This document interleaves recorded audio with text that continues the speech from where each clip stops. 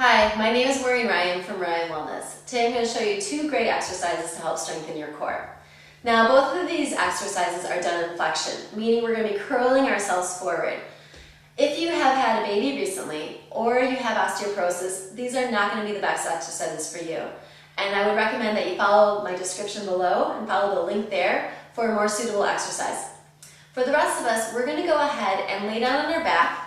We're going to want to have our feet 3 to 4 inches between us, or away from each other.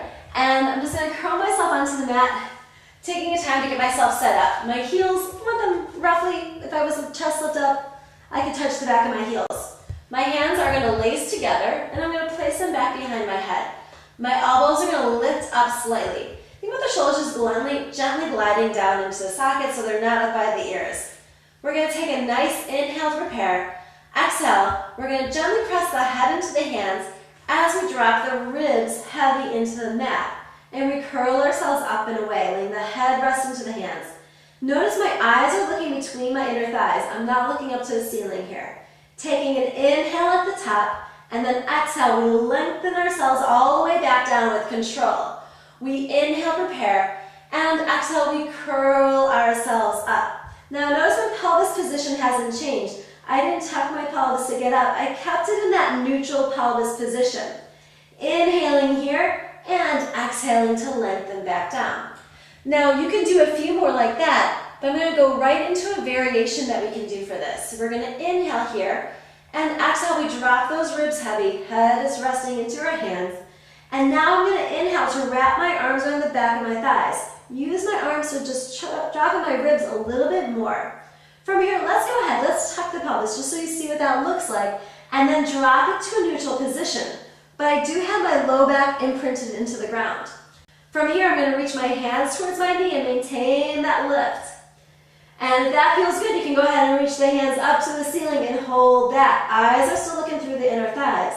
Now bring your hands back to your head, let your head rest into your hands, and lengthen down with control. We can do a few more of those, but I'm going to go straight into another variation. Hands stay laced behind your head, elbows are slightly lifted up. We're going to inhale here, exhale, drop your ribs heavy into the mat. Inhale, wrap your arms around. Use those elbows to go a little bit more into your chest lift. From that position, we're going to reach our hands towards our knees. We're going to do little pulses here for 5, 4. Notice I'm not moving in my hips. I'm just drawing the abdominals in and doing it right below my rib cage. I'm going to pause here. You can go up to the ceiling and do 5 pulses there as well. I'm going to bring my hands back to my head and lower down. Just want to give you an idea of the different variations you can do. We're going to now go into rotation, which is so beneficial for runners. Once again, the same setup. Elbows are slightly lifted up, shoulders are gliding down. We inhale here and exhale. We're curling ourselves straight up. Head is heavy into the hands. I'm going to have you float your left leg up and towards the tabletop position.